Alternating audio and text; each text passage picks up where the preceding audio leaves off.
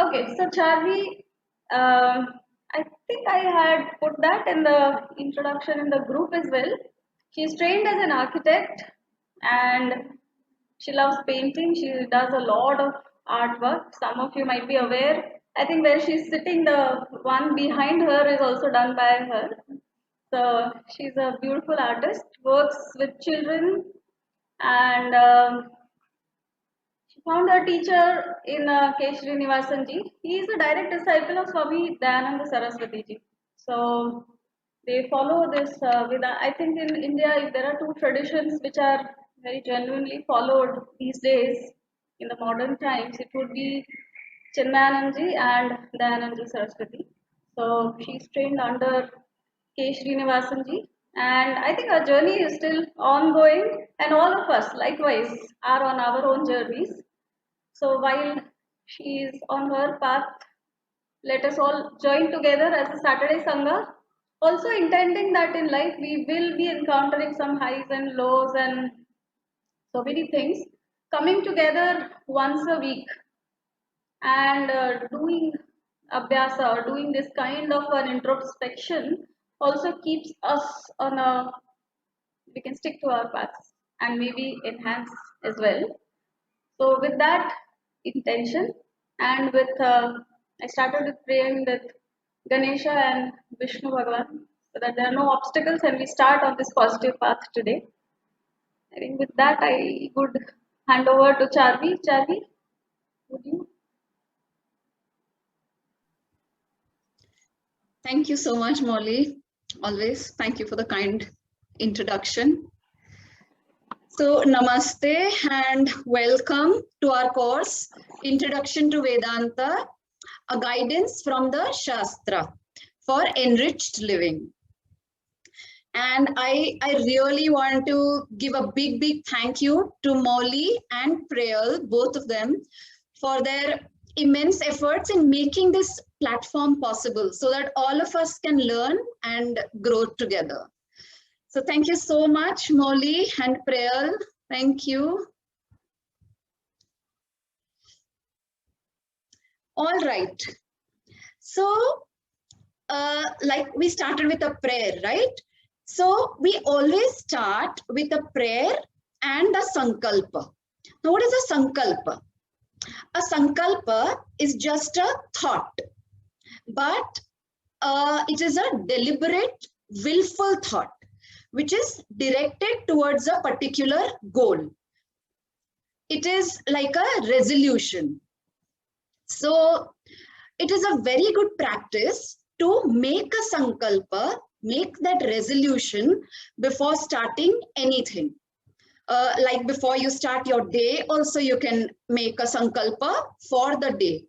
You can make a sankalpa before you start a class or your study or work, or before food, or before puja, or anything. Okay.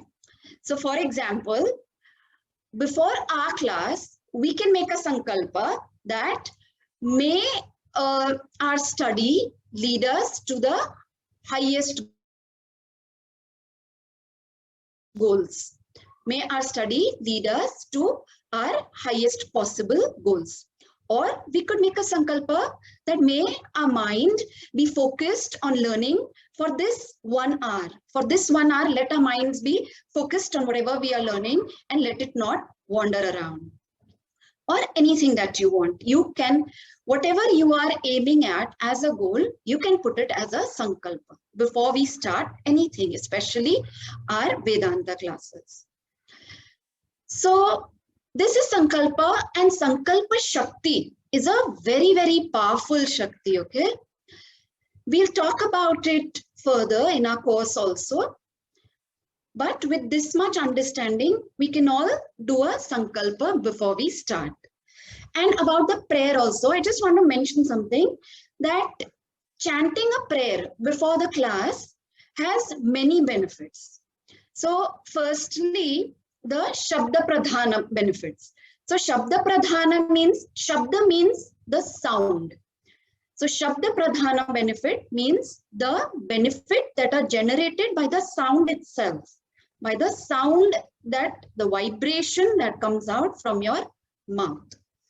So the sound creates vibration, which makes the external as well as the internal environment conducive to our study. So that is Shabda Pradhana benefit. And then there are Artha Pradhana benefits also. So Artha Pradhana means the meaning of the words of the shloka. So these meanings, they convey what we want to express. So it could be our gratitude to the Guru, or our gratitude to the lineage of Gurus, the Guru Parampara, Vande Guru Parampara that we say, right? Or our gratitude to the Lord. It could be, sometimes it could be something that we are requesting the Lord for. It could be some material things, or we are requesting the Lord for values or knowledge.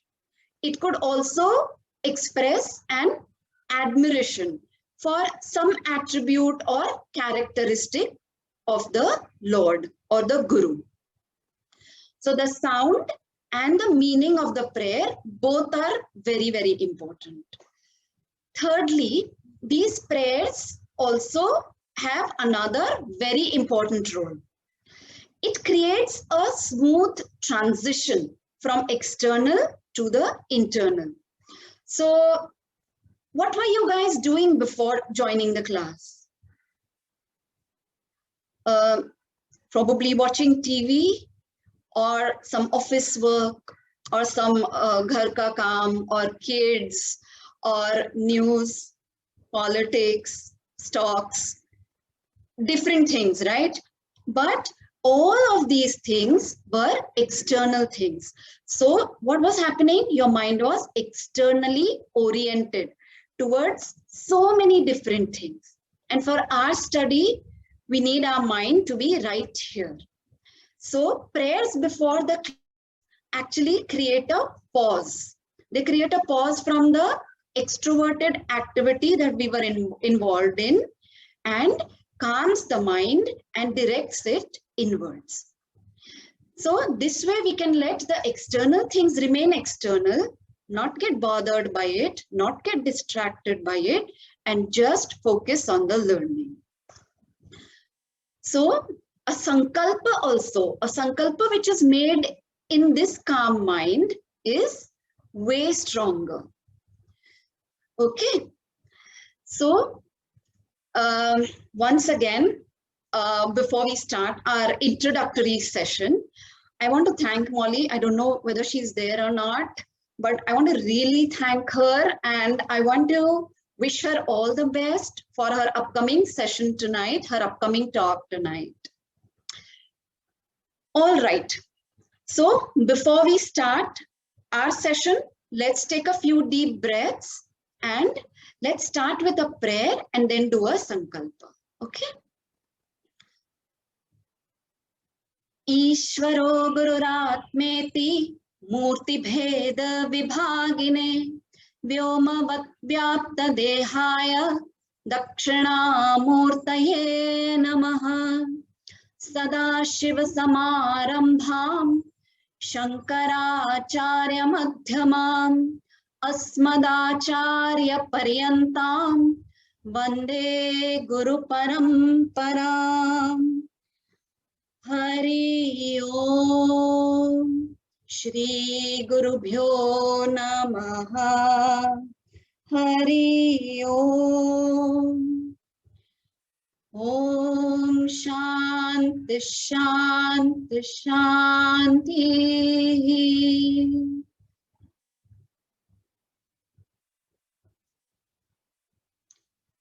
All right. So now that we are going to be co-travelers on this journey, it is very important that we know each other very well, right? So Molly has already introduced me very kindly, and as I will do most of the talking for the coming few months, you will anyways get to know me, right? So what we need is, we need introduction from all of you. So most of you have already given your introduction in the WhatsApp group, but we need to associate faces also to those introductions, no? But before I get into introduction from all of you, I would first like to introduce our course, right? Let me broadly just mention that what we are going to learn in this course, an overview of the whole journey, which is going to go on for almost a year. Okay, so let's look at the first topic. The first topic that we are going to take is going to be human goals, or what is the purpose of the human birth. The next section, the second section, is just an informative section. But again, it is important. Here we talk about the scriptural literature. So what we mean when we say Shastras. So I think in the introduction, Dolly ji, I think she said ki, she wants to know ki Shastras ye kehte hai, Shastras wo kehte hai, but actually Shastras hai kya? So that is what we are going to see in this section. What is Vedanta itself? What are the Vedas? What are the Upanishads? We keep hearing about them, right? So how they came about, what does the Shastra or the scriptural literature include? What is their function? And all of that, each of it, each of the levels of the Shastras, we'll see in detail in this section. Now the Shastras, so this, now I'm talking about the third section.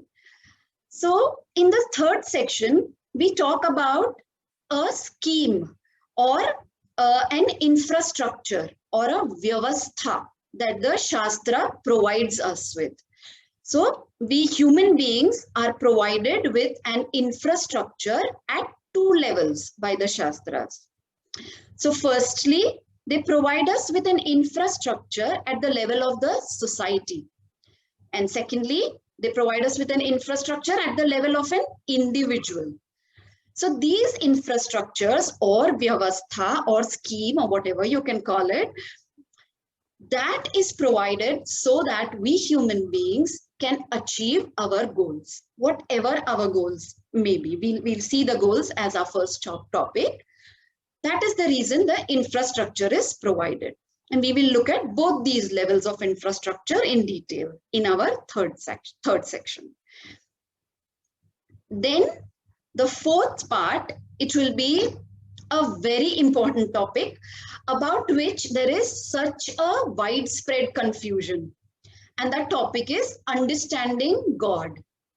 So, Ishvara hai ki nahi, kaha hai, kya hai. So there is so much confusion on that topic itself, right? So there will be a lot of clarity after understanding this, after the topic of Ishvara, understanding of God. Then the next topic, we talk about dharma, the different types of dharma and what are actually the duties of an individual. And yes, obviously, we'll try and practice a life aligned with dharma. So this section, again, an important section, but I want to give a little disclaimer about this section. So, whenever we start shifting towards a positive lifestyle, towards a more healthy lifestyle. So then what happens? Initially, it gets really difficult, correct? It gets really frustrating in the beginning. So, for example, when an addict is trying to quit some, say, alcohol, okay? So then what will happen? Initially, there will be really painful withdrawal symptoms. So whenever we start any such treatments, so whenever we start treatments like homeopathy or Ayurveda or naturopathy or something like that, those treatments which work on removing the root cause of the disease and not just symptomatic treatment. So whenever we start such treatments, then what happens? Initially, our symptoms aggravate. We must have seen, it happens a lot of times that they aggravate. So say we are treating pimples or acne. So initially when we start the treatment, we might see a big outburst of acne. So the similar thing will happen when we consciously start living a life that is aligned with dharma. It might happen, okay? I'm not saying it will happen only, but it might happen. So I just want to warn you guys that initially we might face some difficulties, some failure, some frustration, some weak points. So it might happen, but just now that I have pre-warned you and all that, just stay determined, okay? Try to stay on the path with consistency in order to reach your goal. So this section of dharma is a practice-oriented dharma. मतलब कि खाली जानना नहीं है, खाली जान के कुछ फायदा नहीं होगा, right? Implementation भी करना है. It is a practice-oriented section. Now, after this background study, the next section that we are going to enter is going to be a long section where we'll learn about the sadhanas or the actual course of discipline that the Shastras provide to achieve the highest human goal. So this section is the most important so far. And again, it is a complete practice-oriented section. If you don't implement whatever we learn in this section, it is going to be useless. So this course of discipline includes the study and of course the practice of firstly Karma Yoga, then Upasana Yoga, then Jnana Yoga and Bhakti. These are the stepping stones towards our final goal. So we will look into them one by one in detail. So by the end of this section, a very good thing will happen. By the end of this section, you will already start seeing that you are in a much better position as far as your emotional problems are concerned. They will not bother you like before. So you will already be in so much more peace and harmony, not only with other people, not only with the outside world, not only with the environment, not only with the people who you are surrounded with, but your own self also. You will be much more in control, and provided we are practicing what we are learning. After this, the 7th section. So after this extensive understanding of all the background study, if you guys still survive the course, if you guys are still hanging out over here, then we'll enter the part of our study where we take reference from a text called Tattva Bodha. It's a Sanskrit text. We'll not go into the text proper. We'll not go into the Sanskrit part, but we'll take reference as a structure from Tattva Bodha. Okay. So up till now, up till this point, whatever sadhanas we have done, the disciplines that we have learned, the disciplines that we are following, those sadhanas, they help us gain qualification for going further. So this part where we start with the Tattva Bodha is, we start with something called Sadhana Chatushtayam. So this part is like the qualifying rounds. So which talks about those qualifications which are required to gain self-knowledge, which are required to go further. So when we reach this part, what we can do is we can, so whatever we are studying, based on that, we can assess ourselves that whether I have developed those qualifications or not. And if not, no problem. Don't beat yourself up. If you feel that you are lacking, see, 100% is absolutely not possible for no one. But where have you reached in your journey? Have you gained the qualifications up to some level? Are there any parts which require more attention from you? So that is what we are going to deal with in this part of Sadhana Chatushtayam, the first part of the Tattva Bodha. And now we almost come towards the end. The next section, the 8th section, is going to be where the most fundamental question is going to be asked, that who am I actually? So to answer that, what do? We do the analysis of the individual. So it is called Jiva Vichara. In Sanskrit, it is called Jiva Vichara or Vyashti Vichara. Vyashti Vichara in English means the study of the microcosm. Okay, so here we understand the true nature of the individual, of ourselves. We free ourselves from all the misconceptions that we have had about ourselves so far and know what this real me is. What is the real self? So, and in this section is where the hero, the protagonist of our entire study enters. Okay, he gives his grand entry in this section, the 8th section. And then the 9th section is where comes another fundamental question, that what is this whole creation all about? What is actually the reality of the whole creation? What is actually the reality of Ishvara? So this is the analysis of the total. In the previous section, we did analysis of the individual, of the microcosm. Here we'll be doing the analysis of the macrocosm, which is called Samashti Vichara or Ishvara Vichara in Sanskrit. So this is the 9th section. And then finally, we come to the climax of our entire study, about which I'm not going to talk. So let's just keep this part as a suspense. Okay.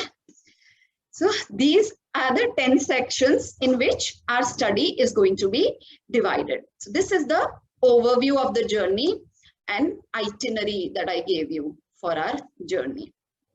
Okay. Now, one more little thing, it's not like really little, but it's a little thing that I want to share. I want to actually speak to you guys about. So if you want to achieve the maximum out of this course, there are some things that I would really request you to follow, and basically a little effort from your end. So I have just listed down some points which I'll put forth, and let's see whether you are comfortable with it or not. So firstly, let's all join the class on time. Let's make sure to join at 6:10 IST, Indian Standard Time, so that we can start by 6:15. And if for some reason you're not going to be able to join on a particular day, if you're not able to come to the class on a particular day, just inform me in advance so that we don't wait for you.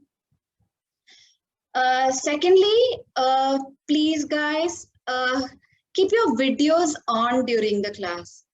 So if you keep the videos off, I feel like I'm facing a blank wall, and it's not a lot of fun, right, to talk to a blank wall. So keep your videos on, because I need to see your expressions. I need to know whether you are understanding or not. I need to know how much I have bored you actually. So I need to know how far am I from you guys starting to pull your hair or something. So keep your videos on. But also make sure that you are seated in a place where there is not, where there's no background distraction. Okay. And yes, there could be expectations. Sorry, there could be exceptions. If you want to keep your video, like say maybe you have a little baby, or maybe you are inevitably commuting, or you have to be in a place where there is background distraction, then you can definitely keep your videos off. But so all in all, just try and keep your videos on. Also, please keep your microphones muted at all times. And yes, again, you could surely unmute if you want to ask a question, or if you want to say something at any time during the class, you can do that. So join on time, keep your video on, audio off, and please be regular. Do not miss classes. Please, that is like an earnest request. Okay, now the next thing is that the subject that we are going to study, that subject in general is not a very familiar territory for most of us. So there will be new words which probably you're hearing for the first time. There'll also be Sanskrit words. I don't know how many of you are familiar with Sanskrit, but there will be Sanskrit words, not many, but I will explain all of them in detail and try and memorize those words. It will be very good to add those words in your vocabulary. It'll give much more clearer understanding of the word, if you or the meaning of the word, if you know it in Sanskrit. Then there will be a lot of ideas and concepts also that are probably very new for you. Also, as we go deeper in our study, so when we reach the study of Atma and Brahman, so these concepts might seem a bit technical or abstract also. So that is, they might be a little difficult to comprehend. So I will really simplify and explain it. There will be a lot of repetition also from my end, and we'll try and go at a comfortable pace also. But yet, whatever said and done, all this knowledge is kind of volatile. So it is going to evaporate. It is going to disappear if it is not regularly referred to, if it is not re-referred to. So if you want to get the best out of this course, then you will have to put in this little effort from your end. So firstly, from my experience, I can say that it is important that you try to re-listen to the class recording at least once during the week. So what happens is our mind always tends to wander a lot, right? So the points that your wandering mind has missed during the class, those points can be registered when you re-listen. And really, trust me, re-listening to the class, it gives a lot more clarity and retention. It really helps you to retain things, remember things much better. And if you have a busy schedule, you could even, you really need not sit for that 1 hour and listen to the class again. You could even re-listen to it when you're taking a walk or jogging or driving or commuting in a bus or a cab or a train or whatever, cooking, cleaning. So basically, whenever you are doing any mechanical job, mechanical chore, that time you could re-listen to the class. Although it will be much better if you can sit and listen to it, like focus on it. But in case that is not possible, you could definitely do it when you're doing any other mechanical chore. Now, this practice of listening to the topic or the class again and again is called Shravanam. It is called Shravanam in our Shastras, and our Shastras really give a lot of weightage to it. It is very important. We'll look at it in our further studies, that why it is important and how it is important and all. But nonetheless, by then you guys would have already been practicing it, so you will yourself recognize its importance. Now, the next thing I would suggest is that you keep a notebook and note down all the important points of each class. So either you could do it in the class itself, or when you re-listen to the class during the week, you could make your notes. So these notes will help a lot. So they could be really short notes, just in the form of important points, or they could be like really long, elaborate, self-explanatory notes. So whatever you are comfortable with. So notes, no, they actually help in two ways. So firstly, if you've written down the notes, no, you could just have a 5-minute glance at the notes. And so you could do it every day, just a 5-minute glance every day on your notes. And that's how you can revise the entire topic without having to listen to the whole 1 hour of the class. When you just look at the main points, no, in one glance, you will recollect the whole topic. Now, if this happens a couple of times, say you do this 4-5 times a week, then what happens? This knowledge gets retained in our memory. Otherwise, most of the time we complain, I listen to so many things. I listen to so many talks. I read so much. I listen to podcasts. I read like so many texts, but nothing stays. I do not remember anything. So when you don't remember what you have learned, then how can you actually use it when the time comes? Correct? So, I mean, when the need arises, we can't say कि हाँ ये शायद सुना सा लग रहा है. Wait, let me re-listen to the class. Wait, let me just go and glance through my notes. We can't do that when the time comes. So it is important that the knowledge that we are gaining, it has to be available to us. It has to be accessible absolutely when we need it. So the notes help in that quick revision and retention of the topic. This was just the first benefit of the notes. The second benefit is that when we make notes, what happens that a lot of doubts will come up in your mind about the topic. A lot of questions will arise around the topic also. So when those doubts arise, it is very good. When those queries arise, it's like really good. So once these doubts arise, we can discuss and clarify those doubts probably in the next class. So once these doubts are cleared, then the knowledge is absolutely clear. Then there are no intellectual doubts that will bother you. Then it will be just like 2 + 2 = 4. You can never go wrong with it. You can never forget it. Okay.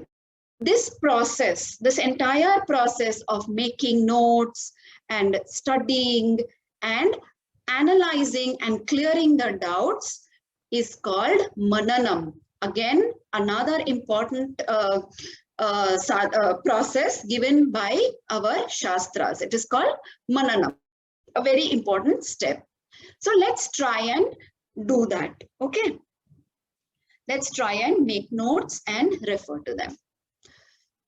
So here I also want to add one more thing, that whenever a doubt arises in your mind on any topic that we have studied, please don't let that doubt pass unaddressed.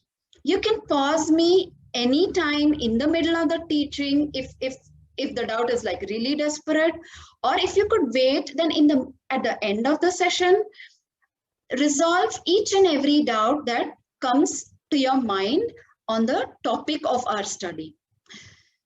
Ask questions even if you think, oh, this is a silly question. Ask. It could help not only you, but everyone in the group. So make sure that all the doubts pertaining to what we have studied are clarified. But yes, again, I'm saying pertaining to our study because our curiosity may generate 1,000 other questions, even on the topics that we have not studied so far. I really don't mind answering them, but you know, it might just calm your curiosity, but it will create confusion or break the flow of your learning. So see, actually, in this teaching, what are we doing? We are building the knowledge slowly in a systematic way, step by step. So anything beyond the scope might be something like building the 5th floor when even the 3rd and the 4th floor are not completed. So I assure you that by the end of this 1 year, most of your questions, easy or tough, most of them will be answered in the course of our study. And even if after that, any of your questions are unanswered, we could have a few sessions only for question and answer till you are completely clear and completely satisfied. But for now, let's try and stick to the questions related to what we have studied. And also from my end, I'll tell you that I'll try my level best to answer all your doubts, to make it absolutely clear for you, to resolve your queries. But for some reason, if I am not able to answer your question, I will surely check with my teachers and make sure to get back with the answer. And the answer will be absolutely aligned with the Shastras. So whatever the Shastras say, that will be the answers. It is nothing coming from me, nor from the teachers. It is from what the Shastras are saying. Thirdly, so most of what we are studying is not only for our information. Like I said earlier, it needs to be implemented, put into practice. So firstly, we will need to do it mechanically. We will have to put a little effort to remember, to be aware कि ये situation में ऐसा करना चाहिए, mind का लगाम छोड़ नहीं देना चाहिए. You have to like really keep the reins pulled. So, you know, I can't burst into a rage. I can't throw a tantrum. Lot of things. First, thoda effort lagega. And after some time, it will surely become very natural to you. You will be able to do it effortlessly, as naturally as your own swabhava. So the third part is implementation. And very honestly, I will tell you guys that if we just listen to the class Saturday to Saturday and do not revisit the topic in the entire week, and if we do not even make the notes, and if we do not even try and implement what we are learning in the class, then this course is not going to help us. Then you know what is going to happen? Then this course is going to just be something that we can call spiritual entertainment. You will just enjoy the intellectual discussions. You will enjoy the mental stimulation. You will enjoy all those things. मतलब दिमाग की अच्छे से कसरत हो जाएगी, अच्छे से like entertainment मिल जाएगा. You will enjoy knowing about all these things. All right, but the knowledge which has such great potential, and by not putting effort from your end, you will gain something very trivial out of it, something very insignificant compared to the potential that it has to give us. So it will actually be like something like, suppose you are invited by the President of America, okay, or the President of India, or the President of America, and you are invited, and he's like really happy with you, okay, and he says, tell me, what can I do for you? Whatever, anything that you want, I can do for you. I can give you anything. And you're like, okay, wow, that's great. So you know what? I saw a nice pumpkin in your garden. I want that pumpkin. Hello. Like, seriously, what a waste of opportunity, right? So that's what happens. The Shastras have the potential to give you everything. but you need to make an effort. Don't settle for a mere pumpkin, okay?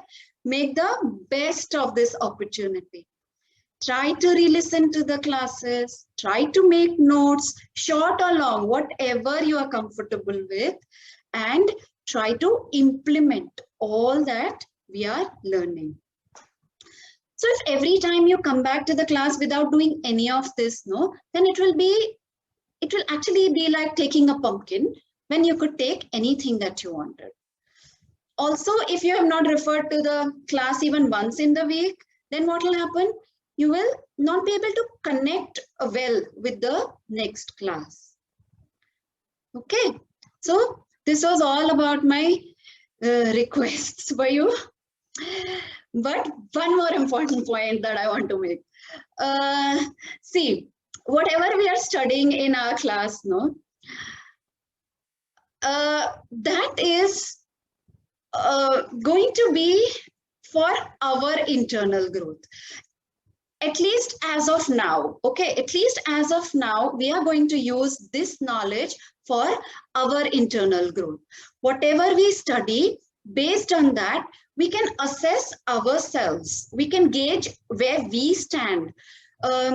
We can analyze what changes we need to bring about in our lives. But that's it in our lives. So whatever we are learning, it is not so that we judge other people. It's not for us to create an opinion on other people.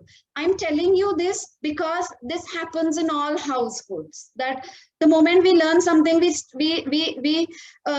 start looking at our husband's behavior, our wives' behavior, our neighbors, colleagues, friends' behaviors. But that is not what we are supposed to do, okay? We have no right or no control over any of them. This study is only for us. It is purely to bring about an internal change in us. And the external environment and the attitude of people around us will automatically change. Bring that change inside, and the environment will automatically become so much more conducive, so much more favorable. You will be surprised to see after a few months of practice that how, I mean, just look back and see, and it will look like, wow, magic. So don't make forced efforts to change other people. Just work on yourselves very sincerely and honestly. Now for the last point that I want to make, I want a feedback from you guys. So I suggest that at the start of every class, one of you should give a really short summary of the previous class. It could be like really short, a 5 to 10 minute talk, 5 to 10 minute presentation. It could just like, you could just mention the important points, no need to elaborate at all. And again, you could do it in the language that you are comfortable with. So I know 3 languages. I know Hindi, Gujarati, and English. I can understand if you can give a presentation in any of these 3 languages. If others don't understand, I can translate it. But please do that. Please try and give a short summary in the language that you are comfortable with, in your own words also. You need not even use my words. So none of us are here to give you marks or to judge you or to create an opinion about you. We are all here to grow together and to support each other, right? So trust me, it will be a great exercise for all of you. Rather than me just summarizing the previous class every time, which is important. I would anyways do it if you guys do not want to do it. But it will be a great exercise for you. We practice this in my other classes, and they say it has really helped them a lot. So firstly, when you present a topic and you explain that particular topic to others, it becomes so much more clear to you. and you can retain it so much better. And secondly, it will create a great bonding between us as a group. We'll encourage each other. And as I said, we are co-travelers on this journey, right? So it is important. And yeah, of course, it will definitely increase the confidence and conviction in the study. So when you guys are giving your introduction, just let me know whether you guys are okay with it or not. And with this, my introductory session is over. And now that most of you have introduced yourselves on the WhatsApp. All right, so with this, we'll end our session, and really excited to see all of you next Saturday when we'll start our actual studies. Okay, we'll start with our first topic, the human goals. Thank you so much. And please, only 2 minutes are left and Molly's event is going to start. So please, whoever can, please join the talk at the Bilwa Festival. Thank you.